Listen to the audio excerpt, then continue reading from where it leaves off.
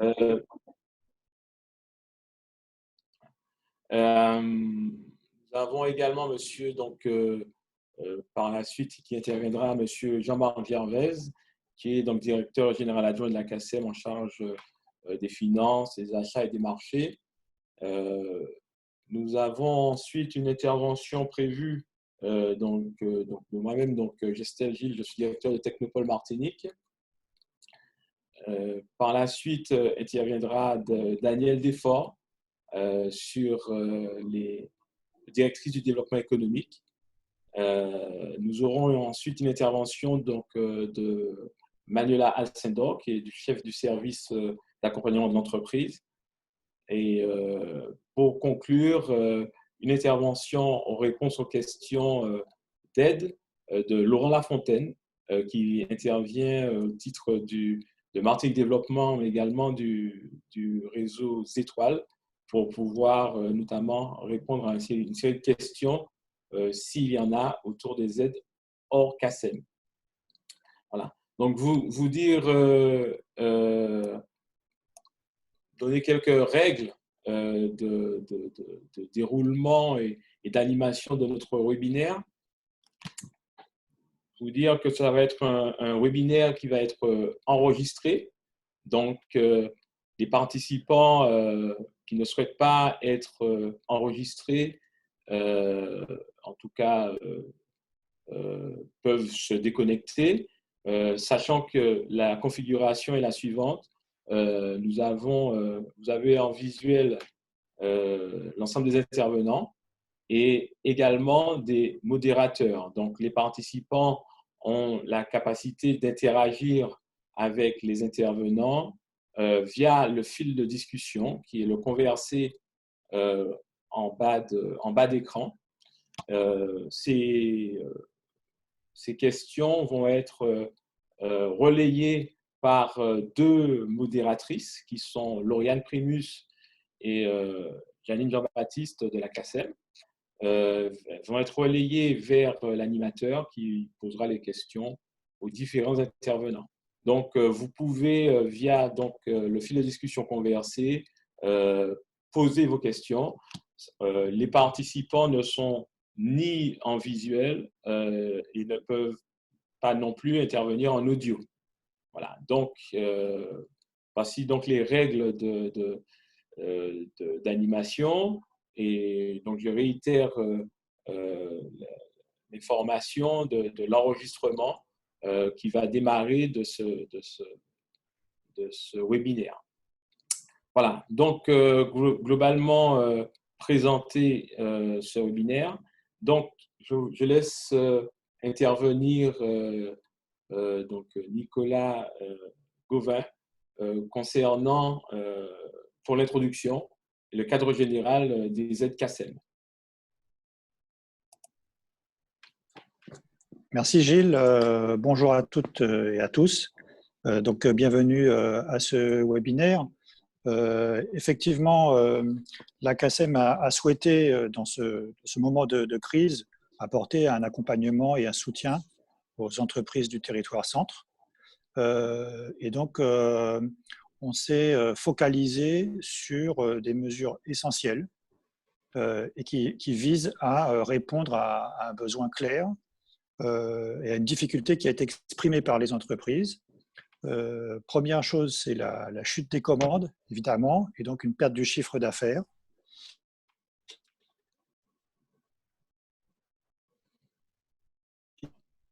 Et parce que l'entreprise fait face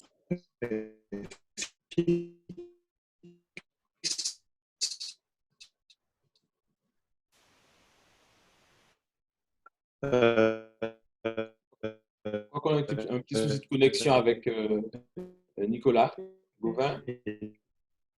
pour l'entreprise en place. Ouais. On a eu un petit souci de connexion, Nicolas.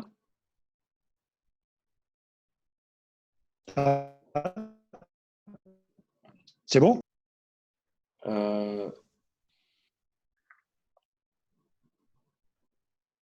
Donc, on a un souci de connexion avec Nicolas Gauvin. Il essaie de se reconnecter.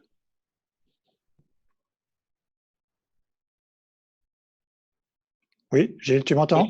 oui, on t'entend. C'est bon. Tu peux Bon, poursuivre. donc je poursuis. Donc je disais en fait que donc on s'est focalisé effectivement sur ces deux problématiques principales au niveau de la CACEM, avec donc un objectif, c'est d'atténuer l'impact de la période de confinement sur les entreprises et leur permettre donc de mieux engager la reprise. Concrètement, voilà, on souhaite mettre en place des actions qui sont effectivement concrètes, qui permettent de soutenir les entreprises et qui soient aussi complémentaires des autres dispositifs. Il n'y a pas de, il n'y a pas de concurrence entre les dispositifs nationaux et locaux, au contraire. L'objectif, c'est d'être complémentaires. Et dans une situation de crise comme celle que nous vivons, l'économie a besoin d'un fort soutien de la sphère publique, c'est évident. Et donc, ce soutien, il doit être efficient. Il ne faut pas oublier qu'il mobilise des ressources qui proviennent de tous les contributeurs, particuliers, privés, à travers les taxes et les impôts. Et donc, cet effort, forcément, doit bénéficier au plus juste, avec les moyens et les ressources dont nous pouvons disposer, et il doit être absolument efficace. Alors, rapidement, je vais vous décrire les mesures de soutien qui sont proposées par la CACEM et sur lesquelles on va pouvoir revenir de façon plus précise à travers ce webinaire. Donc, tout d'abord, l'aide financière directe au paiement du loyer du local professionnel ou commercial. Donc, on va l'aborder en détail tout à l'heure. Voilà, c'est l'exemple. Voilà, c'est une mesure concrète, simple, qui concerne de nombreuses entreprises et qui sont face à cette difficulté, d'une part, et qui concerne aussi un certain nombre de propriétaires privés, pour qui donc les loyers constituent aussi une source de revenus très très importante et parfois vitale pour certains d'entre eux, notamment des particuliers. Deuxième axe d'intervention, l'accompagnement des entreprises sur les dispositifs d'État, de la CTM et ceux de la CACEM bien évidemment. Donc là, on est directement dans l'accompagnement des entreprises. C'est ce que nous avons l'habitude de faire, mais on a souhaité mobiliser des équipes et des ressources internes, donc bien supérieures à celles qui sont celles du service. Et on a créé donc une cellule spécifique dédiée, qui sera peut-être détaillée tout à l'heure, et qui est aussi articulée avec les services des 4 villes, de telle sorte que les informations qui sont diffusées soient équivalentes, fournies de façon claire par l'ensemble des acteurs du territoire. Troisième axe d'intervention, la commande publique, le marché public, l'aide à la trésorerie des entreprises en difficulté. Comment? Parce que nous souhaitons soutenir nos fournisseurs et nos prestataires. Ils doivent pouvoir compter sur la CACEM en tant que donneur d'ordre. Et nous tenons absolument à respecter les contrats, les termes des contrats, faciliter au maximum l'exécution et surtout éviter la dégradation des situations des entreprises. Et aussi, on y reviendra avec Jean-Marc dans quelques instants. Quatrième point, faciliter l'écoulement de la production locale. Il se trouve que la CACEM est gestionnaire d'un équipement qui est le marché de Gros de Dillon, qu'on a remis en fonctionnement très tôt par dérogation et qui a permis à de nombreux producteurs et revendeurs de maintenir leur activité pendant la crise. Et donc, on a agi très tôt sur cet équipement en lien avec la ville de Fort-de-France. Et puis, cinquième point, donc les mesures spécifiques en faveur des entreprises hébergées à la pépinière, à l'incubateur, ou utilisatrices de l'espace de coworking à Technopole Martinique. Donc, c'est un ensemble de mesures là qui sont spécifiques donc à la Technopole, parce que c'est très important que les très jeunes entreprises, voire celles qui sont en incubation, puissent trouver des solutions adaptées à leur situation, qui n'est pas forcément équivalente à les situations d'entreprises qui ont déjà plusieurs années d'existence. Donc très simplement, au niveau de la CACEM, il nous importe d'être au plus près des besoins des entreprises en difficulté dans les moments que nous vivons et de rendre aussi nos dispositifs les plus opérationnels possibles. Donc ces dispositifs ont été validés, ils sont aujourd'hui en fonctionnement. Le webinaire aussi d'aujourd'hui est l'occasion de rendre ce dispositif le plus lisible possible Il s'agit donc bien d'une séance au maximum d'explication, mais aussi d'écoute de vos préoccupations, de telle sorte qu'on puisse éventuellement amender, par exemple, certaines modalités, le cas échéant, si elles permettaient d'être plus efficaces et qu'elles respectaient les objectifs. Donc voilà en quelques mots ce sur quoi nous pouvons échanger ce matin et les points qui vont à présent vous être détaillés par les intervenants et sur lesquels vous allez pouvoir effectivement poser vos questions et pour que nous puissions apporter le maximum d'informations claires et on a un petit souci avec le flux voilà ce qu'on audio. peut dire. Gilles, peut-être. Ouais, Nicolas, on a un petit souci avec le flux audio. Coup, je disais que, moi j'ai terminé. Voilà, j'ai présenté l'ensemble. Je pense que à partir de là, nous pouvons rentrer dans le détail de chacune des. Oui. OK.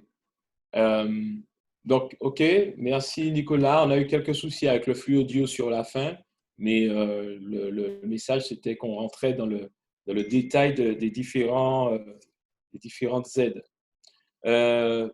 Jean-Marc Gervais donc, va maintenant intervenir sur l'aide à la trésorerie des entreprises. Donc, voilà, Jean-Marc, c'est à toi la parole. OK, merci monsieur l'animateur. Merci et bonjour à tous. Bienvenue effectivement sur ce séminaire qui a vocation effectivement à vous aider à mieux comprendre les fonctionnements et les aides, les accompagnements aux entreprises. Alors, je fais une intervention assez synthétique sur 3 points qui m'ont semblé importants à préciser pour vous. Alors, un point sur Chorus Pro, qui est un outil très important aujourd'hui. On en revient tout de suite. Un traitement dématérialisé du paiement des factures de la CACEN et un traitement de subventions aux entreprises, c'est-à-dire les aides qui sont mises en place aujourd'hui pour vous aider notamment en matière de loyer. Alors, sur Chorus Pro, effectivement, c'est un petit focus que j'ai souhaité effectivement vous faire en espérant que vous voyez à l'écran. Un document, effectivement, qui a été élaboré par la DRFIP, les services de l'État, et qui est très bien fait et que je vous conseille, je vous suggère d'aller consulter. Il est disponible, bien sûr, sur les plateformes de la DRFIP, la Direction régionale des finances publiques. Et qui explique… Oui. 2 secondes, M. Petro va basculer sur le document de la DRFIP. Il n'est pas encore visible à l'écran. Ah, je n'ai pas partagé mon… pourtant, c'était partagé, non?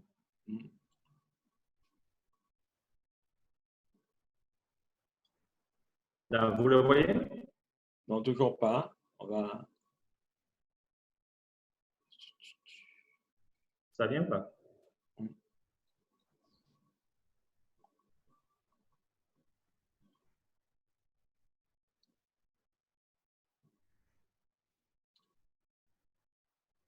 Je te propose de poursuivre. On va voir si on peut le faire basculer pendant que tu présentes. D'accord. OK. Alors, Chorus Pro est un outil important aujourd'hui puisque, afin de effectivement réduire les délais de paiement des collectivités, une des solutions, une piste, c'est effectivement la dématérialisation des procédures. On a basculé effectivement dans cette ère de dématérialisation et il faut effectivement qu'il y ait des outils. Alors, effectivement, depuis 2014, hein, c'est une ordonnance de 2014, du 26 juin 2014, qui dispose que les factures adressées aux fournisseurs de structures publiques doivent être dématérialisées. Alors, ça s'est fait effectivement progressivement, puisque au 1er janvier 2017, toutes les entreprises de plus de 5000 salariés devaient produire leurs factures dématérialisées. Au 1er janvier 2018, il s'agissait des entreprises de taille intermédiaire de 250 à 5000 salariés qui devaient produire effectivement leurs factures dématérialisées. Au 1er janvier 2019, toutes les entreprises, donc ça a touché bon nombre d'entreprises ici, de 10 à 250 salariés au 1er janvier 2019 devaient fournir leurs factures dématérialisées. Et au 1er janvier 2020, donc nous sommes effectivement dans cette année, où les micro-entreprises doivent effectivement produire leurs factures dématérialisées. Donc, toutes les entreprises, celles de moins de 10 salariés et celles de plus de 10 salariés également. Donc, toutes les entreprises au 1er janvier 2020 doivent fournir leurs factures dématérialisées. Et ça, c'est une obligation, mais une obligation qui va dans le bon sens puisque ça permet effectivement de maîtriser les délais de traitement. Le problème, c'est que effectivement, si les entreprises ne se mettent pas en ordre de marche pour cette dématérialisation, il y a des risques forts puisqu'il y a un risque de rejet des factures qui seraient transmises hors dématérialisation, c'est-à-dire des factures papier. Donc, il faut effectivement… On voit bien ton document, donc tu peux poursuivre. D'accord. Donc, à partir de cette année, il faut que, effectivement, peut-être que certains d'entre vous avaient des contrats, des marchés avec des collectivités locales. Il faut absolument se familiariser avec cette plateforme Chorus Pro. Et donc, vous avez un outil pour apprendre tout de Chorus Pro. Alors, vous avez la possibilité, bien sûr, de créer, il faut créer votre compte sur cette plateforme. Vous êtes émetteur de factures et vous avez la possibilité d'émettre vos factures de deux façons. Soit effectivement en la créant sur la plateforme qui vous propose un cadre pour créer vos factures, ou le plus simple à mon avis, c'est de déposer vos factures en PDF. Donc, vous pouvez déposer vos factures déjà formalisées par votre logiciel en PDF sur la plateforme Chorus Pro. Et nous allons la récupérer automatiquement dans notre logiciel. Donc, il est important que, effectivement, vous soyez au fait de ces choses-là. Si vous avez des conventions, je répète, des marchés, des contrats avec les collectivités locales, parce qu'aujourd'hui, c'est la seule voie d'acheminement de vos factures vers les collectivités territoriales. Alors, pour vous dire un petit peu pourquoi cet outil est d'autant plus important pour vous, parce qu'il va vous permettre d'avoir une interaction avec effectivement les procédures de la collectivité. Donc, je vais jusqu'à la dernière diapo, puisqu'on n'a pas beaucoup de temps, mais je vous conseille d'aller effectivement sur ce document. On peut vous donner le lien, on peut vous le transmettre à votre demande. Donc, si effectivement vous êtes intéressé, on peut vous le transmettre. Et il y a un webinaire qui est organisé pour cette formation sur Chorus Pro. Alors, je vais à la dernière diapo, c'est celle-là, c'est un document de 50 diapos.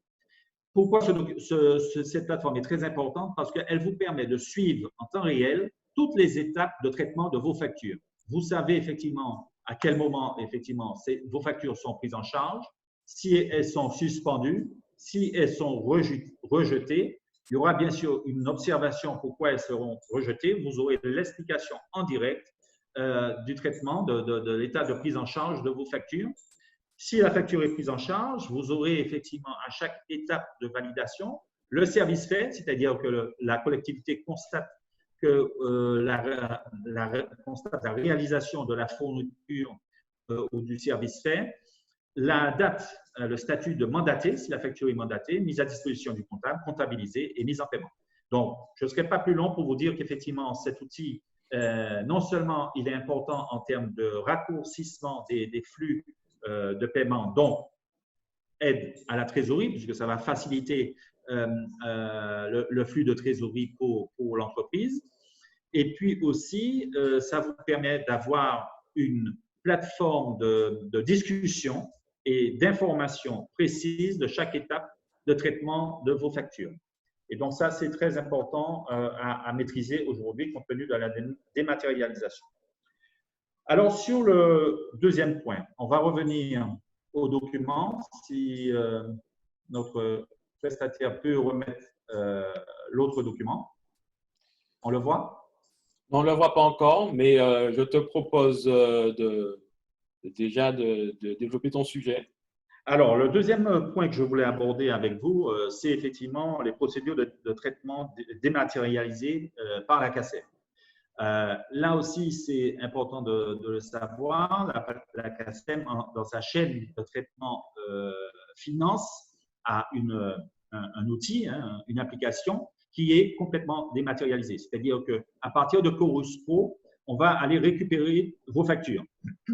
Et à ce moment-là, ces factures-là seront intégrées directement dans notre logiciel finance de traitement de vos factures et va suivre effectivement toutes les étapes que vous verrez donc à l'écran. C'est une procédure dématérialisée qui va jusqu'au paiement. Donc, on n'a pas besoin du papier, hein, des factures papier, et ça permet de raccourcir énormément les délais de traitement et donc les délais de mandatement et donc les délais de paiement. Excuse-moi, Excuse-moi 2 secondes. Daniel, est-ce que tu peux relancer ton partage d'écran, s'il te plaît?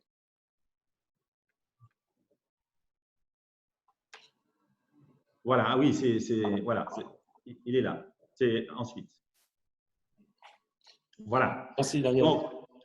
Donc là, vous voyez effectivement toutes les étapes. Hein. On en a ciblé 5 importantes. Hein. Ce qu'il faut bien comprendre dans le traitement des factures pour les collectivités locales, c'est effectivement ces 5 étapes-là. L'engagement de la commande. L'engagement, il faut qu'il y ait un engagement contractuel entre un fournisseur et une collectivité locale pour qu'il y ait acceptation d'une facture. Ça, c'est évident.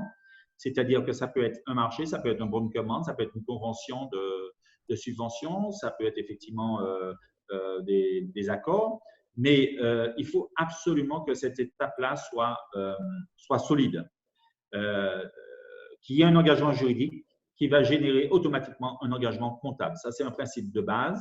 Il faut que l'engagement comptable soit fait à partir d'un engagement juridique. Donc, il faut qu'il y ait un engagement juridique entre vous, entreprise, et la collectivité locale.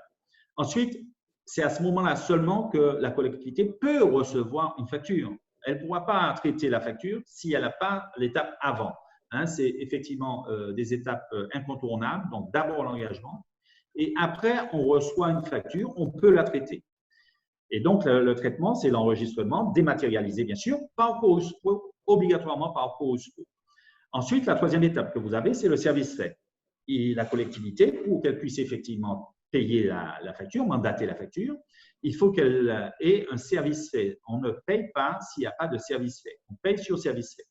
Et donc, les collègues qui sont en charge de la prestation, de la fourniture ou des travaux vont vérifier que l'entreprise a bien réalisé ce service. Et donc, vont valider de façon dématérialisée dans le logiciel, vont valider la facture et vont apposer leur service fait.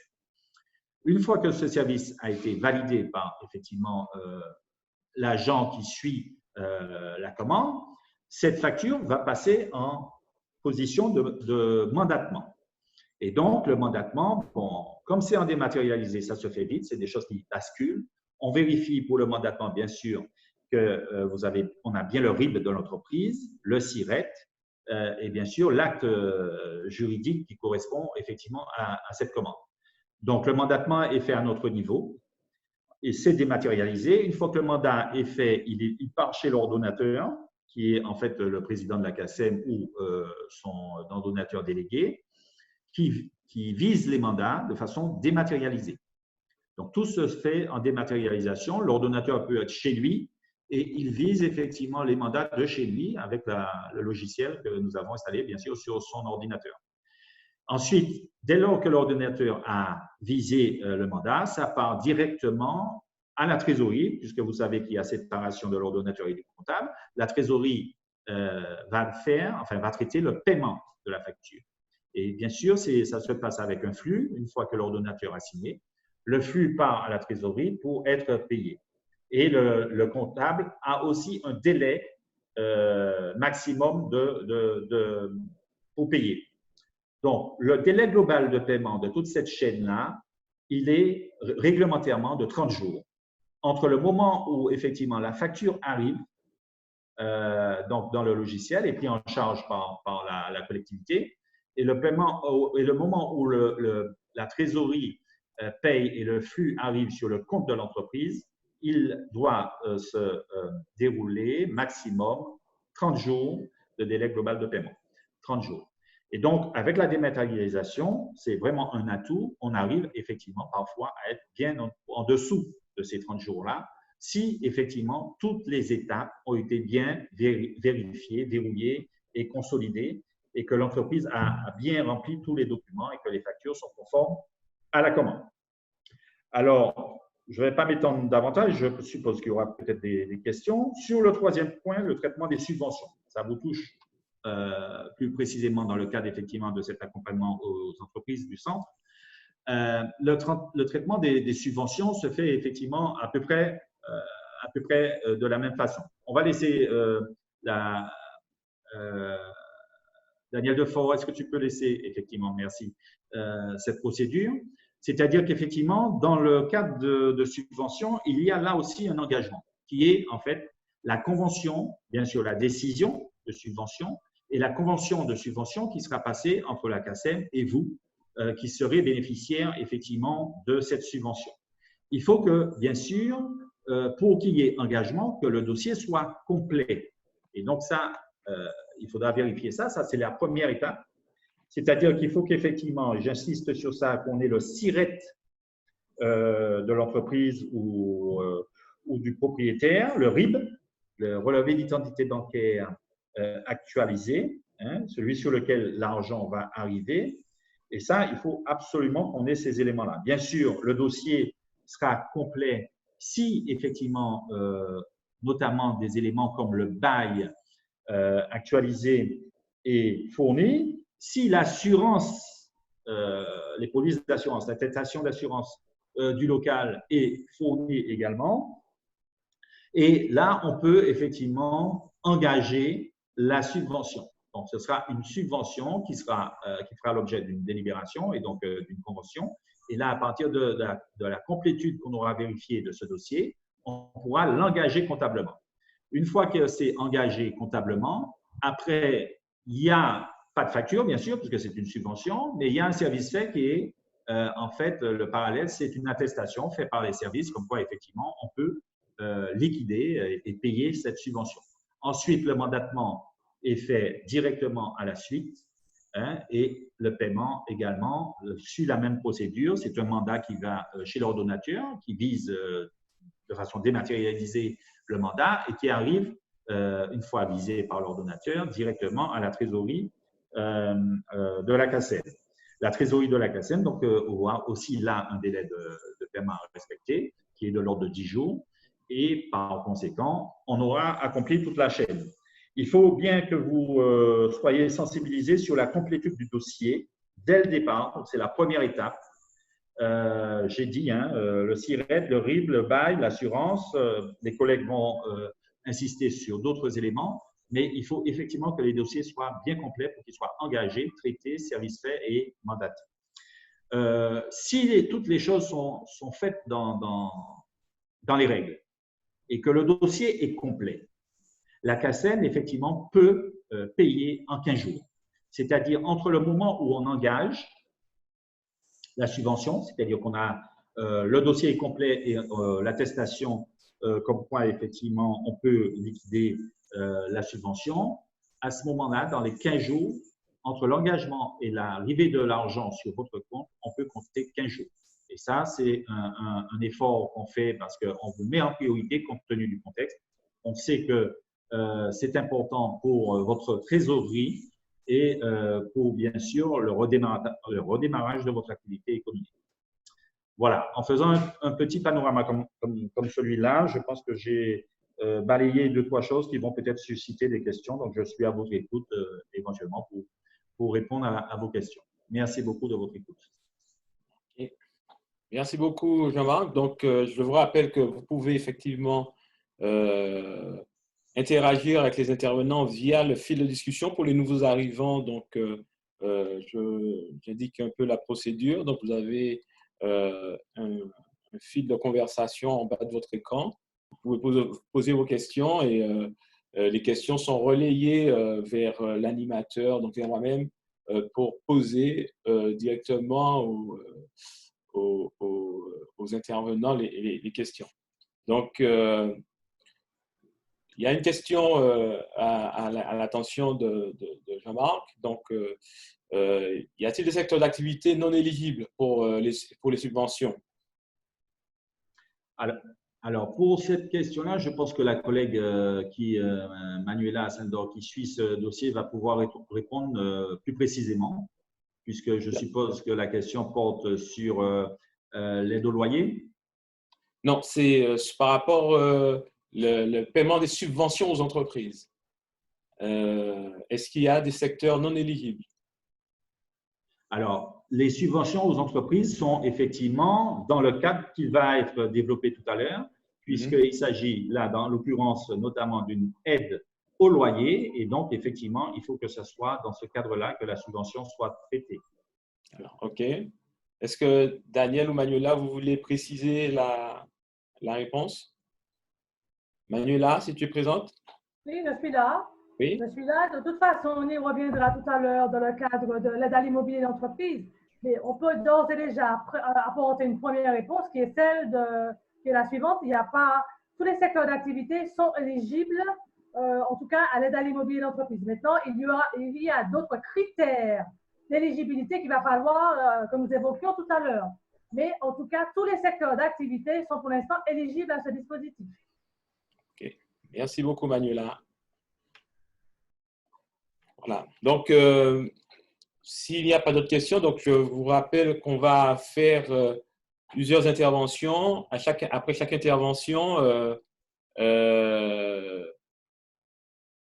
après chaque intervention, on va pouvoir prendre des séries de questions qui sont relatives à l'intervention. Donc, sur la question de l'aide à l'immobilier d'entreprise, je vous propose de réserver vos questions puisque Manuela va faire une intervention d'ici à peu près, je pense, une dizaine de minutes, 10-15 minutes. Et à l'issue de son intervention, vous aurez toutes les questions possibles. Vous pouvez poser toutes les questions que vous souhaitez.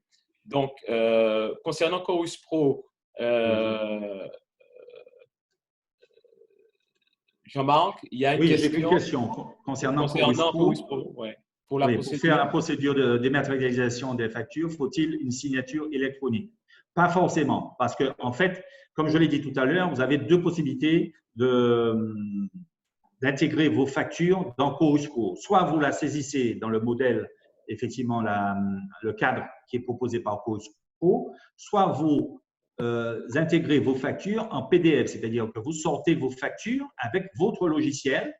Et en scannant votre facture, vous le faites sortir en PDF que vous allez effectivement intégrer dans Chorus Pro.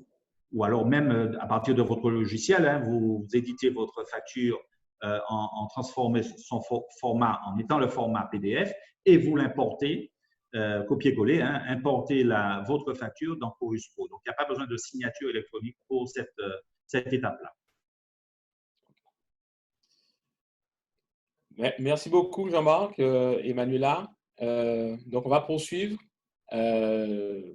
sur le déploiement des différents dispositifs de soutien aux entreprises. Alors, je vais vous indiquer et vous présenter très rapidement, en 3 minutes, les mesures de soutien aux jeunes entreprises et plus largement sur la dynamique d'innovation. Donc, vous le savez, Technopole Martinique est une structure qui accompagne l'innovation et singulièrement les jeunes entreprises et les entreprises en développement. On sait que l'innovation va être une question majeure sur la question du rebond économique. Toutefois, on est dans les métiers d'accompagnement de l'innovation. On sait bien qu'on ne peut pas lancer de démarches d'innovation ou tirer la grande voile quand on sait qu'il y a des problématiques et des difficultés de trésorerie pour les entreprises qui souhaitent innover. Donc, la première action qui nous semble importante pour préparer les entreprises à innover, c'est de pouvoir les aider à passer ce cap-là, ce cap difficile en matière de trésorerie et de maintien de leur activité. Et on sait que les entreprises qui ont pris le risque d'innover, les jeunes entreprises qui ont pris le risque d'innover, sont particulièrement fragiles. Donc, nous avons imaginé dans une première étape pouvoir apporter notre soutien aux entreprises déjà bénéficiaires des services de la Technopole par le biais d'une exonération de charges financières liées aux prestations d'accueil. Donc, ça veut dire qu'aujourd'hui, toutes les entreprises qui sont actuellement hébergées en pépinière ou en incubateur verront lever leurs charges d'accueil, donc leur loyer notamment, pendant 3 mois après leur reprise d'activité. Voilà, donc c'était une décision de l'exécutif de la CACEM qui doit permettre aux entreprises pendant 3 mois de ne pas payer de loyer afin de reconstituer leur trésorerie et leur fonds de roulement. Et bien sûr, réattaquer les marchés sur lesquels elles se positionnent. Nous avons donc dans le même esprit, les entreprises actuellement hébergées vont voir leur convention, leur durée d'hébergement prorogée, allongée de la durée du confinement. Donc, ça veut dire qu'en plus du fait qu'elles ne paieront pas de loyer pendant 3 mois, elles pourront prolonger, si elles le souhaitent bien sûr, leur durée, leur temps de présence au sein de la Technopole d'une durée équivalente à la durée du confinement qui était à peu près, on va dire, une 50aine de jours. Voilà. Donc, ça, c'est les 2 mesures phares qui concernent nos actuels bénéficiaires de la Technopole. Et nous avons aussi pensé aux futurs bénéficiaires, aux entreprises qui voudront entamer des démarches d'innovation dans un contexte économique qui s'annonce difficile.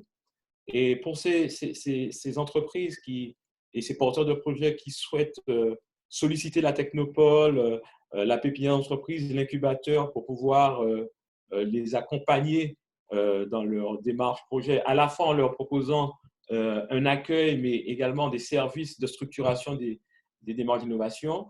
Donc, pour ces nouveaux bénéficiaires, il est proposé qu'il y ait une exonération des charges financières correspondant aux 3 premiers mois de prestations d'accueil et d'hébergement.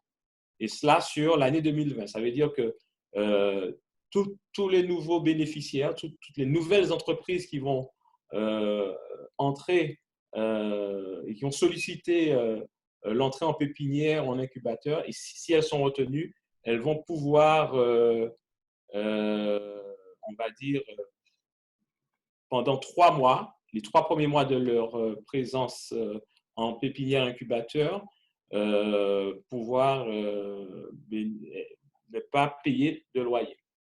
Voilà donc ces mesures. Un petit zoom sur l'espace de coworking.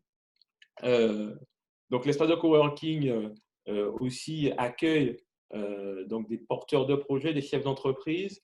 Donc c'est un espace, on va dire, collectif. Les mesures sanitaires en vigueur nous imposent de maintenir cet espace pour l'instant fermé. À partir du moment où nous pourrons réunir les conditions pour reprendre l'activité au sein de l'espace de coworking, et à ce moment-là, les nouveaux coworkers pourront aussi bénéficier d'exonération de charges financières pour pouvoir être présents dans l'espace de coworking. Voilà. Donc ça, ce sont des mesures qui touchent nos 3 nos 3 cibles de jeunes entrepreneurs, à la fois en pépinière, en incubation et en espace de coworking. Voilà très synthétiquement présenter les éléments d'aide proposés par la Technopole dans cette période difficile, on va dire, de reprise d'activité. Alors, je prends les questions s'il y en a. Donc, s'il n'y en a pas, on va passer à la présentation du dispositif CASE, qui est cellule d'appui et de soutien aux entreprises du centre. Daniel. Merci Gilles, bonjour à tous et toutes. Donc effectivement, la CACEM a une mission d'accompagnement des chefs d'entreprise, mais tout spécifiquement, quand on a été tous confrontés à ce Covid-19, on a souhaité mettre en place une cellule d'appui et de soutien aux entreprises du centre. Cette cellule a pour mission d'écouter les demandes d'aide parce qu'effectivement, on sait combien il est important pour des chefs d'entreprise d'avoir une écoute attentive parce qu'effectivement, ils ne peuvent pas forcément toujours se livrer à des membres de la famille. Donc, ils ont besoin qu'on les conseille, qu'on les écoute. Ils ont besoin d'informations, donc d'être informés, orientés sur les dispositifs d'aide. Alors, j'insiste dessus, de la CACEM. Donc, bien entendu, nous sommes en capacité de vous présenter le dispositif d'aide à l'immobilier d'entreprise spéciale Covid-19, mais aussi les autres dispositifs qui existent à la CACEM. Bien sûr, par rapport au Covid-19 en particulier, les dispositifs État, CTM et les dispositifs de prêt. Nous avons aussi une possibilité d'aider aux télédéclarations, notamment pour les aides d'État. Parce qu'effectivement, nous ne sommes pas mandataires de la CTM pour ces aides spécifiques. Alors, nous avons une équipe pluridisciplinaire composée d'une quinzaine de conseillers. Donc, il y en a en front office et back office. Alors, c'est important que j'insiste sur le back office parce que je vais vous présenter tout à l'heure l'équipe en front office, mais il y a quand même à côté de nous des conseillers d'entreprise, donc notamment sur les dispositifs leaders, sur aussi le tourisme, sur des questions un peu spécifiques et pointues, et donc conseillers auxquels on peut faire appel si besoin. Donc, cette équipe est composée à la fois de conseillers de la CACEM, de la Technopole, en fait, et elle est coordonnée par moi-même. Donc, nous avons aussi la possibilité de mobiliser des prestations d'ingénierie externe. Parce que nous avons aussi un dispositif spécifique, prestation d'appui, qui nous permet de faire appel à des cabinets conseils que l'on finance directement sous certaines conditions et qui peuvent accompagner aussi les entreprises qui se trouvent dans des situations complexes avec un besoin d'accompagnement. Donc, nous travaillons bien sûr en partenariat avec la Chambre de commerce, la Chambre de métier, les associations de commerçants, et tous les autres que je ne vais pas citer, mais que vous pouvez voir à l'écran. Donc, alors, il est certain que notre cellule est destinée tout particulièrement aux entreprises basées sur le secteur de la CACEM, à savoir Fort-de-France, Lamentin, Cheshire ou Saint-Joseph. Donc, pour ces entreprises, donc, une permanence téléphonique est assurée du lundi au vendredi, bon, bien sûr hors jour férié, de 9h à 12h et de 15h à 17h. Donc, cette permanence est composée de, alors vous avez les noms, mais Karine Kofou, Patrick Ma, Janine Jean-Baptiste, Manuela Saint-Dor, Déborah Bontemps et Jean-Philippe Dersion. Nous avons aussi des référents communaux qui assurent le lien avec notre cellule, la CASE, Donc, il s'agit de Élie Bourgeois, de Vanessa Fouillon, de Fatia Jean-Baptiste et de Steve Saint-Élie. Donc, ces référents communaux aussi peuvent être des interlocuteurs. Si vous les connaissez, ils peuvent vous réorienter vers nous, en tout cas assurer ce rôle de relais. Vous avez aussi la possibilité, si vous avez des questions, de nous adresser un mail à l'adresse qui s'affiche. Donc, je précise qu'il n'y a pas d'accent, hein, c'est développement, enfin en tout cas développement économique sans accent, @casem-mq.com. Donc, et puis, les informations sur à la fois la case, mais aussi nos dispositifs d'accompagnement sont accessibles sur le site Internet de la CACEM et celui de Technopole Martinique. Alors, depuis le lancement de la case le 28 avril dernier, c'est-à-dire et du 28 avril au 7 mai, nous avons eu, alors du 28 avril au 7 mai, j'attire votre attention, ça fait une dizaine de jours, hein, ouvrés, nous avons eu 435 appels téléphoniques. Donc, 90% des appels concernaient bien entendu l'aide à l'immobilier d'entreprise, mais beaucoup de conseillers d'entreprise qui ont donc pris ces appels m'ont indiqué que en fait, l'aide à l'immobilier d'entreprise, c'est peut-être un point d'entrée. C'est effectivement ce qui les intéresse, c'est ce qui intéresse le chef d'entreprise à la CACEM, mais au fur et à mesure de la discussion avec le conseiller d'entreprise, il est possible d'avoir des explications et de comprendre un petit peu mieux les problématiques rencontrées et de vous accompagner aussi sur les dispositifs État, les dispositifs CTM, de vous donner des informations aussi sur les prêts, donc avec effectivement tous les partenaires, BPI, Initiative Martinique, Active, qui existent là encore. Donc effectivement, beaucoup d'appels concernant l'aide à l'immobilier d'entreprise, mais aussi des appels sur les autres dispositifs d'aide qui existent au niveau des autres de la CTM et de l'État. Et puis, nous avons aussi sur l'adresse développement économique @casem.fr reçu une soixantaine de mails qui ont tous été traités ou transférés. Alors, on voit aussi à l'écran la répartition des appels par ville. Ça peut intéresser effectivement les communes. On a une grande part des appels qui émanent de chefs d'entreprise de Fort-de-France, 54%, 19% du Lamentin, 7% de Chelcher, 2% de Saint-Joseph. Cette répartition est un petit peu normale puisqu'on a quand même beaucoup d'entreprises sur le territoire de Fort-de-France.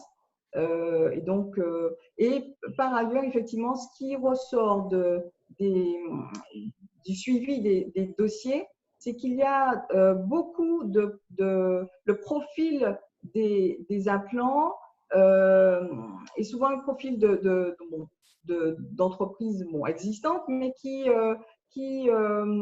on a beaucoup de coiffeurs, on a beaucoup de restaurateurs parmi nos appelants. Merci Daniel. Je vérifie s'il y a des questions spécifiques à la cellule d'appui de soutien. En tout cas, est-ce que tu peux nous préciser les autres dispositifs, tu as commencé à en parler, d'aide que propose la CACEM spécifiquement, qui viennent compléter les dispositifs que vous présentez? Oui, donc je vais parler du dispositif prestation d'appui qui nous permet de mobiliser des cabinets conseils pour accompagner des entreprises dans le cadre de leur développement ou en tout cas dans leur activité courante. Mais nous avons aussi une aide à l'immobilier d'entreprise qui était en Covid-19, donc une aide classique qui existait déjà et qui donc est aussi mobilisable, voilà, je veux dire que voilà, il ne faut pas forcément se focaliser sur l'aide à l'immobilier spécial Covid-19. D'accord. Merci beaucoup. Donc, on va passer sans transition à l'intervention, donc je pense attendue de Manuel Alcindor, donc sur le dispositif d'aide à l'immobilier. Donc, il y avait déjà une question d'un participant, de Fred, sur l'aide à l'immobilier d'entreprise. Donc, on va laisser Manuela, tu vas intervenir, tu vas noter la question et tu vas y répondre soit après, soit en cours d'intervention. Voilà, à toi la parole, Manuela. Merci, Monsieur Gestel. Donc, bonjour à tous. Manuela Alcindor, chef du service accompagnement des entreprises de la CACEM. Donc, effectivement, il me revient à charge de vous présenter l'aide à l'immobilier d'entreprise spéciale Covid-19, qui est une entreprise, qui est une aide qui intervient donc directement auprès des entreprises, mais je vais vous en expliquer les spécificités. Alors, c'est une aide qui intervient à hauteur de 80% du montant total des dépenses éligibles, donc du montant du loyer, avec un plafond de 2 000 €. Alors, la spécificité qu'il faut retenir, enfin, il y en a plusieurs. Les spécificités qu'il faut retenir, donc c'est une aide, si vous répondez aux critères d'éligibilité, nous allons y revenir tout à l'heure, si vous avez un avis favorable, qui est versé directement au propriétaire du local. Ça, c'est une première spécificité. Deuxième spécificité, c'est une aide qui permet de prendre en compte les loyers impayés, donc loyers impayés concernés par la période de fermeture administrative, qu'elle soit partielle ou totale. Donc, pour l'instant, c'est vrai que les périodes prises en compte sont dans l'ordre de 2 mois, mais nous avons élargi la période de référence sur 4 mois, donc de mars à juin. Ce qui veut dire que si vous n'avez pas été en mesure de payer votre loyer commercial ou professionnel de mars à avril, et si votre dossier répond à tous les critères, nous pourrons prendre en compte ces deux mois de loyer-là. Donc, ce qu'il faut retenir sont donc deux périodes, donc 2 mois de prise en compte sur une période de référence de 4 mois. Alors, ce qu'il faut retenir également, donc c'est une intervention par chef d'entreprise avec une possibilité de présenter 2 dossiers pour 2 activités différentes, tout en sachant que le deuxième dossier sera analysé en fonction de la disponibilité de l'enveloppe. Madame Desfonds, on peut passer à l'autre slide, s'il vous plaît. Merci. Donc, les critères d'examen des dossiers sont les suivants. Alors, bien entendu, on l'a dit tout à l'heure, il concerne donc les entreprises qui ont été soumises aux mesures de fermeture administrative partielle ou totale. Alors, bien entendu, il faut également que vous soyez implanté sur le territoire centre. Donc, quand j'ai dit territoire centre, donc Fort-de-France, Lamentin, Schœlcher et Saint-Joseph. Autre spécificité, il faut que le siège social et le local de déroulement de l'activité soient implantés tous deux sur le territoire de la CACEM. Il faut également que vous ayez au moins 6 mois d'immatriculation au 1er mars 2020, un effectif salarial de moins de 10 salariés, un chiffre d'affaires inférieur à 1 million d'euros, et bien entendu, compte tenu de la période liée au Covid-19, justifié d'une diminution du chiffre d'affaires de moins 30%. On peut continuer. Voilà. Alors, bien entendu, afin de parfaire les critères d'éligibilité, un certain nombre de pièces justificatives nous sont nécessaires. Alors, pour revenir à la question de Madame Myriam Céleste tout à l'heure, effectivement, tous les secteurs d'activité sont éligibles à condition, bien entendu, que les autres critères soient respectés. Alors, en termes de pièces justificatives, il faut savoir que nous demandons à la fois aux locataires, mais également aux propriétaires du local un certain nombre de pièces qui nous sont nécessaires. Pour la simple et bonne raison. Pourquoi le propriétaire? Parce que je rappelle que l'aide est versée directement au propriétaire du local. Donc, c'est pour cela que nous demandons ces pièces justificatives. Donc, concernant le locataire, donc nous avons des pièces qui sont indispensables. Donc, le bail professionnel ou commercial d'au moins 3 ans, signé avec un bailleur privé. Donc, je rappelle que cette aide exceptionnelle spéciale COVID-19 est destinée uniquement aux bailleurs privés et non, aux institutions qui seraient propriétaires de locaux. Une attestation d'assurance du local à jour. Parce que nous ne pouvons pas, en tout cas l'institution CACEM ne peut pas intervenir sur une aide au paiement du loyer pour un local qui n'est pas assuré. Et puis, donc les 3 dernières quittances de loyer en fonction du mois sur lequel vous n'avez pas pu intervenir. Autre document. C'est vrai que depuis le début du confinement, nous sommes en relation avec les chefs d'entreprise, nous écoutons leurs besoins et nous essayons, autant que faire se peut, d'adapter nos exigences en fonction des situations que nous avons rencontrées. Donc, en termes de documents comptables, donc pour ceux qui l'ont, nous leur demandons le bilan 2019 ou une attestation qui est délivrée par l'expert comptable, l'attestation de chiffre d'affaires de 2019. Pour ceux qui ne l'ont pas, qui n'ont ni l'un ni l'autre, nous leur demandons de nous présenter un comparatif de chiffre d'affaires 2019-2020 sur les 4 premiers mois de l'année, donc de janvier à avril. Donc, je répète, pour ceux qui ne sont pas en mesure de nous présenter ni le bilan 2019, ni l'attestation de chiffre d'affaires 2019, nous leur demandons de nous faire un récapitulatif de chiffre d'affaires sur les 4 premiers mois de l'année pour les 2 années, 2019-2020, de janvier à avril. Pour les cotisations fiscales et sociales, alors c'est vrai que vous avez vu ou entendu qu'il y a un certain nombre de mesures qui ont été annoncées par le gouvernement, notamment l'annulation des cotisations sociales, mais pour l'instant, sauf erreur de ma part, le décret n'est pas encore sorti. Donc, à ce titre, si vous êtes à jour des cotisations fiscales et sociales de l'année précédente, si vous êtes en possession du document, vous nous l'adressez.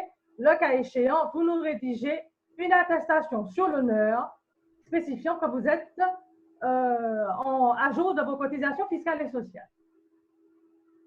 Autres documents qui ne sont pas compliqués, bon, c'est une copie de la pièce d'identité en cours de validité et lisible. Alors, c'est vrai que nous sommes sous le coup du RGPD. Nous vous rassurons, nous n'allons pas garder vos pièces d'identité. C'est simplement pour nous assurer de l'identité de la personne qui fait la demande, de sa légitimité. Et puis, un extrait CABIS de moins de 3 mois. Alors, là aussi, bon, on va pas non plus être très embêtant. Si vous avez un extrait CABIS qui date de 2019, écoutez, vous nous l'envoyez également. Concernant, alors je vois un certain nombre de questions, je répondrai, M. Teddy Jean-Baptiste notamment, ajout des obligations. Je vais revenir aux questions tout à l'heure, je finis. Oui. Concernant le propriétaire, et j'insiste sur ces points, concernant le propriétaire, nous demandons à ce qu'il nous fasse parvenir le titre de propriété ou son attestation de propriété certifiée. Pourquoi? Pour la simple et bonne raison que ça nous permet de lever toute ambiguïté quant à la légitimité du propriétaire du bien.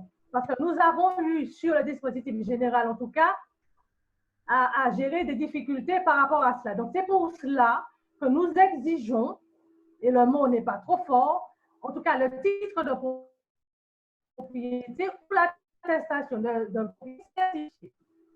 Autre exigence, l'attestation d'assurance en responsabilité civile du propriétaire, c'est une obligation qui est imposée par la loi ALUR. Et puis, alors, autre pièce que nous allons demander au propriétaire, donc, le récapitulatif des loyers impayés de son locataire. Et ça aussi, ce qui nous permettra de vérifier la périodicité des loyers impayés. Parce qu'il est entendu que si les loyers sont impayés depuis 1 an, nous n'allons pas prendre en charge des loyers qui ont été impayés depuis 1 an. Et puis, dernière pièce, et qui fait de toute façon qui est la plus simple à nous remettre, c'est le relevé d'identité bancaire du propriétaire, puisque bien évidemment, Si nous ne le remet pas, on ne pourra pas lui verser la somme directement. Alors, justement, concernant Daniel, est-ce que tu peux aller sur l'autre slide, s'il te plaît? Merci. Bon, juste, on est là très rapidement sur cette slide-là. Une fois, en termes de procédure, si le dossier est complet, et quand je dis complet, si toutes les pièces nous ont été remises, à la fois celle du locataire et celle du propriétaire, le dossier est complet, on vous remet un récépissé de dépôt. Si d'aventure, nous avons eu ce cas, le propriétaire ne souhaite pas remettre au locataire ses pièces, donc le titre de propriétaire, etc., il a la possibilité de nous les remettre directement. Donc ça, ce n'est pas un souci, ce n'est pas un point bloquant. Donc si le dossier est incomplet, on vous adresse un email relatif à l'incomplétude du dossier. Si vous réagissez en temps et en heure et que le dossier est complet, il va rejoindre la première partie du processus et il sera présenté aux instances communautaires, il sera instruit et présenté aux instances communautaires pour avis. En cas d'avis favorable, le demandeur, donc le locataire et le propriétaire recevront une notification de décision. Autre point important, une fois que la décision a été prise, donc vous avez un avis favorable, vous recevrez également une notification d'attribution et de versement de la subvention. Locataire et propriétaire, c'est pour éviter toute ambiguïté.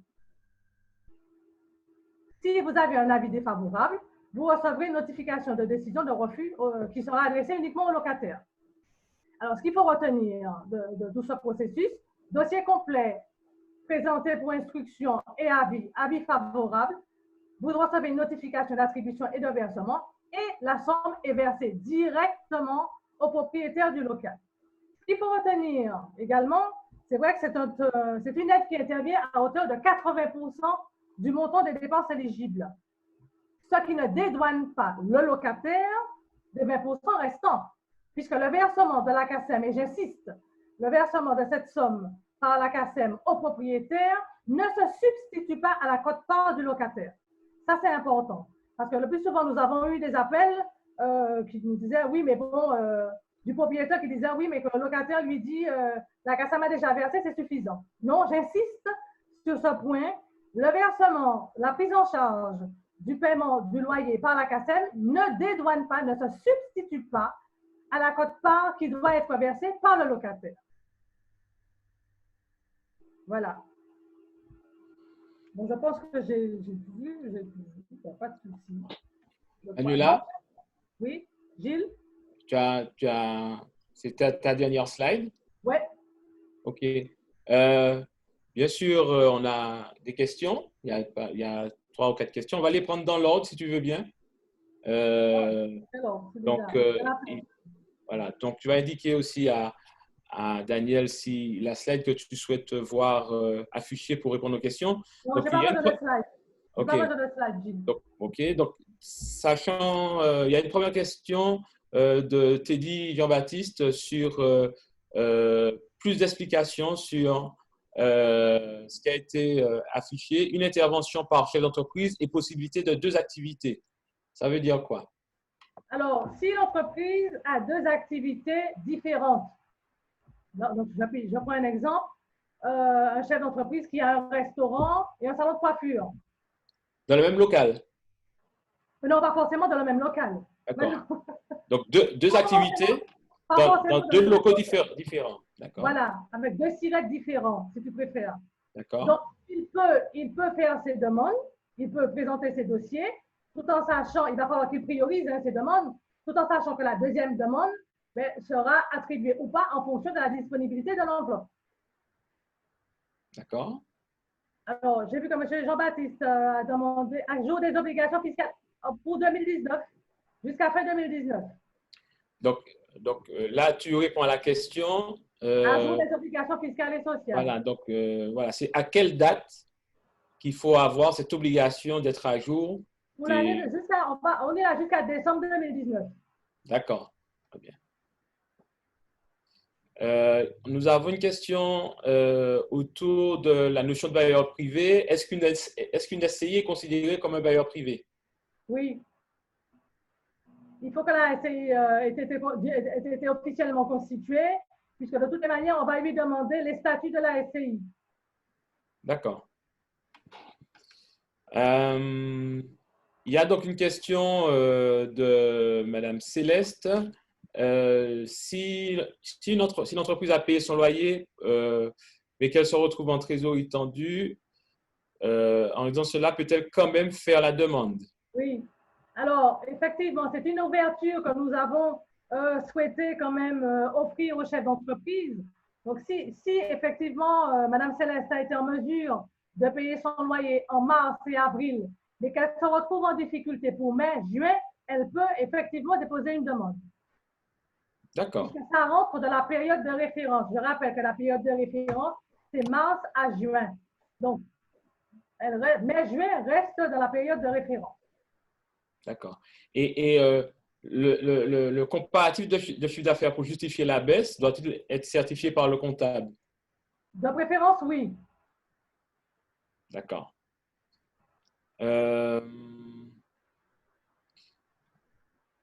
Sur la question… Le bail commercial. Voilà. Oui, c'est minimum 3 ans, peu importe la date de signature. D'accord. Nous avons une question aussi concernant la question du plafond. Est-ce qu'il y a un plafond pour le bailleur au nombre maximum de locataires? Alors, il n'y a pas de plafond pour le bailleur. Le plafond qui a été défini, c'est pour le montant, c'est pour l'aide. Après, s'il a 15 locataires et si ces 15 locataires sont éligibles, bon, pourquoi pas, mais bon, il n'y a pas de plafond défini par bailleur. D'accord. C'est pour le locataire, le plafond. D'accord. Oui, et c'est surtout par rapport à l'aide. D'accord.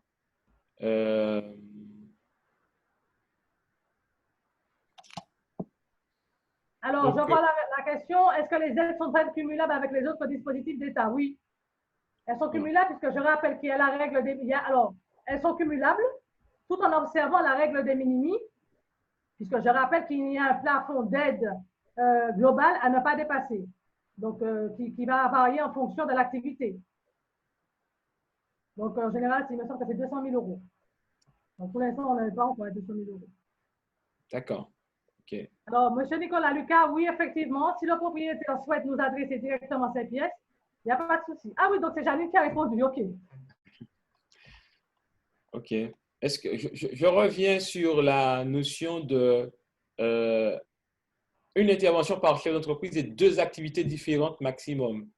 Ça veut dire que si l'entrepreneur a 2 locaux et 2 activités différentes dans chacun des locaux, il peut faire 2 demandes. Oui. D'accord. Et je répète que la deuxième demande sera en fonction de la disponibilité de l'enveloppe. Donc, c'est lui qui devra prioriser l'activité qu'il souhaite que l'on accompagne. Après, bon, en fonction de l'enveloppe, s'il reste, pourquoi pas, s'il répond à tous les critères, on verra. Mais en tout cas, pour l'instant, c'est ce qui a été arrêté. D'accord. Il y a la question de Fred qui avait été posée. Si je suis propriétaire bailleur et en même temps le dirigeant de l'entreprise, est-ce que je suis éligible? Alors, il peut l'être à condition qu'il ait créé une SCI.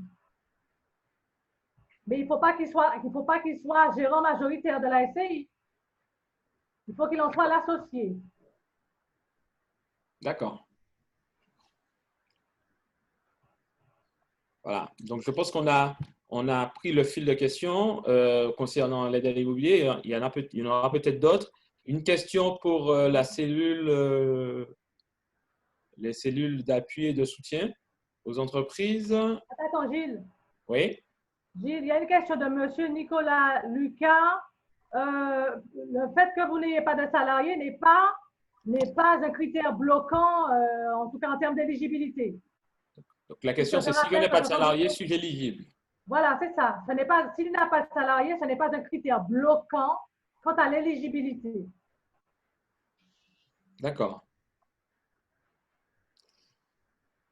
Une question pour Daniel Desforts, et on reviendra à Manuela tout à l'heure s'il y a d'autres demandes. Est-ce que la cellule CASE se poursuivra après la période de crise, après la crise?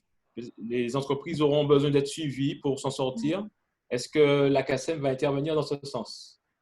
Oui, c'est l'objectif, c'est-à-dire qu'en fait, bon, déjà nous avions cette mission classique d'accompagnement des entreprises qui existait bien avant le Covid-19, mais le fonctionnement donc à la fois en interdisciplinarité, donc en associant à la fois des conseillers d'entreprise, des conseillers technologiques, associer aussi des référents des communes, nous souhaitons faire perdurer ce système au-delà de la crise. D'accord. Okay.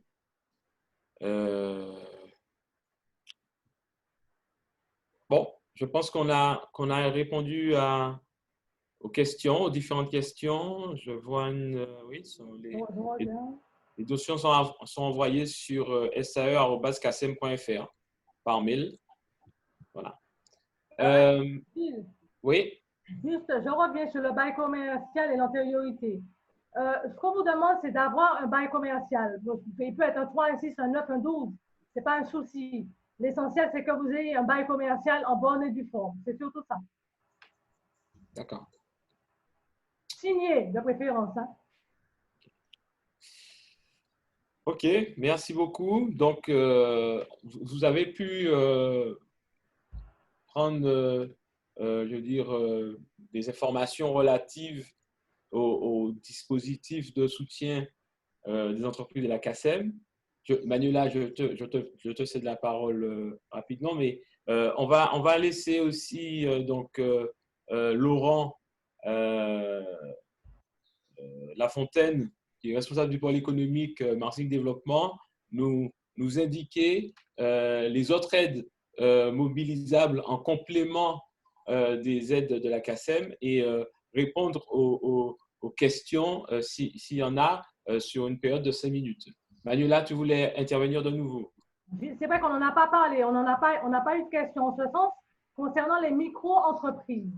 Puisque, bon, comme tout le monde le sait, elles n'ont pas de bilan, elles n'ont le plus souvent pas de résultats, etc. C'est vrai que ces micro-entreprises-là, elles ont un logiciel de comptabilité et elles peuvent sortir un état à un moment T. Donc là, dans ce cas-là, puisque de toute façon, c'est un document qui est autorisé, on l'acceptera également. D'accord. C'est un état comptable oui, sorti via le logiciel de comptabilité qu'elles ont. D'accord. OK. Bien entendu.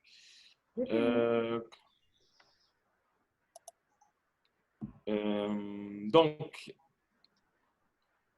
on demande, il y a deux autres questions complémentaires. Repréciser les conditions quand on est propriétaire bailleur. C'est-à-dire que SCI, gérant, etc. Oui, enfin, propriétaire bailleur simple, enfin, il faut qu'il ait le titre de propriété ou l'attestation certifiée. Il faut qu'il ait son assurance, sa quittance de paiement de son assurance multirisque professionnelle. Si c'est une SCI, il faut qu'il nous fournisse les statuts et son RIB, bien entendu. D'accord. Y a-t-il une aide pour les entreprises propriétaires qui auraient des difficultés pour honorer leur engagement bancaire? En tout cas, je laisse le soin à Laurent de répondre. En tout cas, nous, pour l'instant, à la CACEM, pour l'instant, non. D'accord. Sauf si Jean-Marc veut créer une aide, mais je ne sais pas. Non, peut-être juste Gilles pour répondre à cette question. Effectivement, ce qui a été prévu notamment avec les banques, c'est le report d'échéance. Tous les reports d'échéance possibles, en fait, mais il faut faire la demande en fait à sa banque. Parce qu'on a demandé justement aux banques de permettre les reports d'échéance, donc de décaler dans le temps les échéances bancaires. Donc, un propriétaire bailleur qui a un prêt immobilier peut faire cette demande auprès de sa banque. Bon. Merci beaucoup, Laurent. Donc, ça fait bien la transition. Je vous propose qu'on prenne les questions complémentaires suite à l'intervention de Laurent. Donc, en quelques minutes, Laurent l'ensemble des aides qui viennent compléter. Martin Développement a, dans le cadre du réseau étoiles je veux dire, connecte un petit peu l'ensemble des aides qui sont à la disposition des chefs d'entreprise pour bien les orienter et les accompagner sur la mobilisation de ces aides avec aussi les membres du réseau. Est-ce que tu peux nous indiquer les aides aujourd'hui mobilisables par les chefs d'entreprise et qui viennent en complément des aides présentées aujourd'hui? Tout à fait, Gilles. Alors, on va déjà reprendre, on va parler de ce dont on a souvent entendu parler, comme le Fonds de solidarité national, volet 1, volet 2. Donc, volet 1 avec les 1 500 €. Donc, on pouvait mobiliser pour le mois de mars. Donc, pour le mois de mars, c'est terminé. On peut encore le faire pour le mois d'avril jusqu'au 31 mai. Et il sera aussi prolongé pour le mois de mai avec des demandes à partir donc, du 1er juin jusqu'à fin juin. Donc, les 1 500 €. Donc, c'est une aide qui est renouvelable. Et on a le volet 2. Donc, c'est toujours une aide nationale, mais qui est gérée donc, localement par la collectivité territoriale de Martinique. Donc, il faut passer par une plateforme dédiée donc, en se connectant sur le site de la collectivité. Donc là, c'est une aide qui va de 2 000 à 5 000 € selon certains critères, donc notamment de chiffre d'affaires. Alors, il y avait un point bloquant qui était effectivement pour accéder donc, au volet 2, c'est déjà d'une part avoir pu bénéficier du volet 1 et d'autre part avoir au moins un salarié. Ce deuxième critère-là a sauté. Donc, même les entreprises sans salariés peuvent bénéficier du volet 2. Voilà, donc ça c'est important. Donc, je prendrai les questions dessus. Je continue sur les aides mobilisables sur le territoire.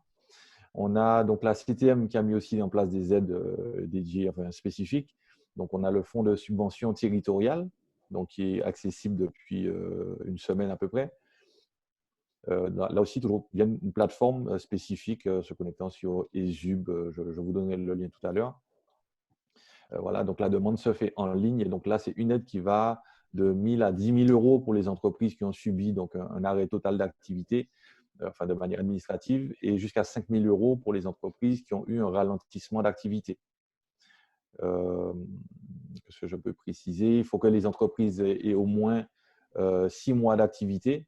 Alors, on parle bien d'activité, pas seulement d'immatriculation. Donc, les entreprises qui sont immatriculées depuis 1 an, mais qui ont démarré leur activité depuis 3 mois, ne seront pas éligibles.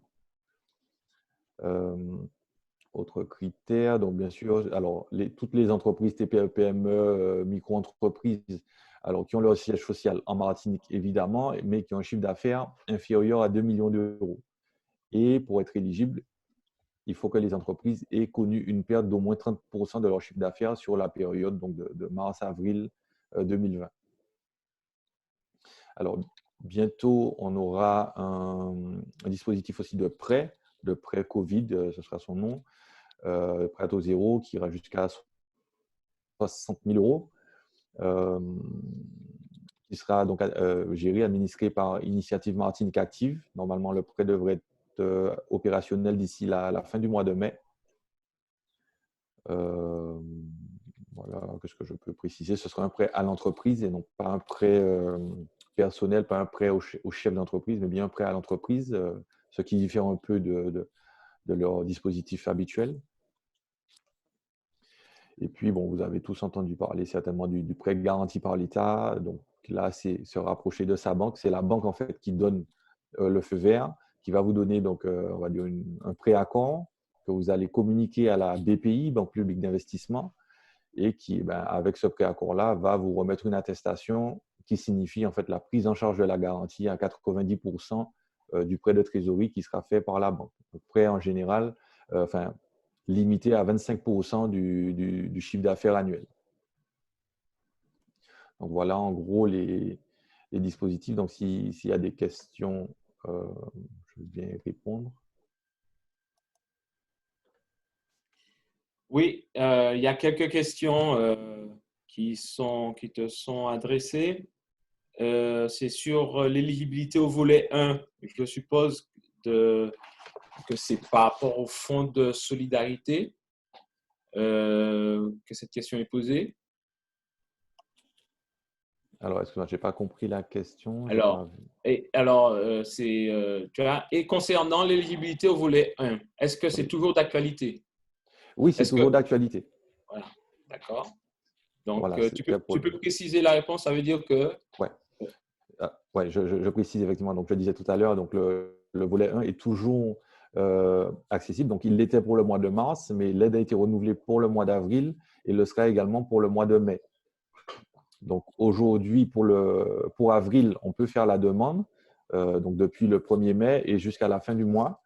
Et à partir du 1er juin, on pourra faire la demande d'aide pour le mois de mai. Bon, bien sûr, le critère, c'est avoir subi quand même 50% de perte de chiffre d'affaires. D'accord. Donc, il faut toujours avoir été éligible, enfin, élu au volet 1 pour bénéficier du volet 2. Tout à fait. D'accord. C'est toujours le cas. Toujours le cas. On a une question concernant le volet 2. Le portail numérique CTM n'est pas à jour. Il bloque les démarches quand on indique qu'on n'a pas de salariés. Donc, il bloque les demandes quand on indique qu'on n'a pas de salariés.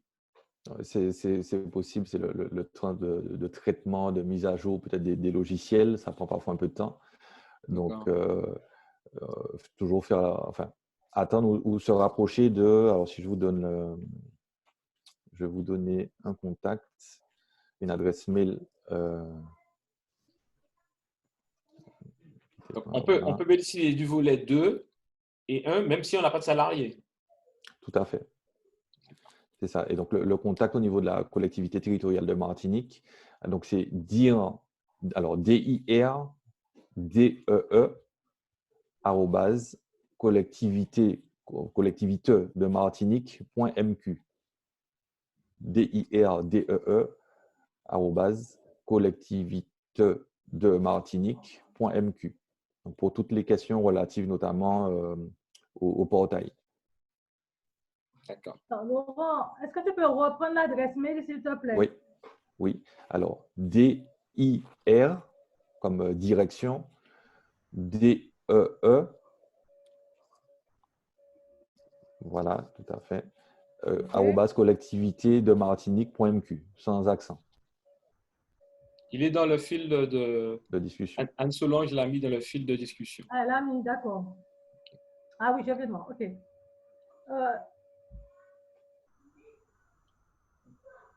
Oui, Manuela? Est-ce que tu peux parler brièvement du pass gagnant compta, s'il te plaît? Le pass gagnant compta, alors c'est un dispositif donc, qui a été mis en place par Martinique Développement qui permet effectivement d'accompagner les entreprises qui n'ont pas d'expert comptable.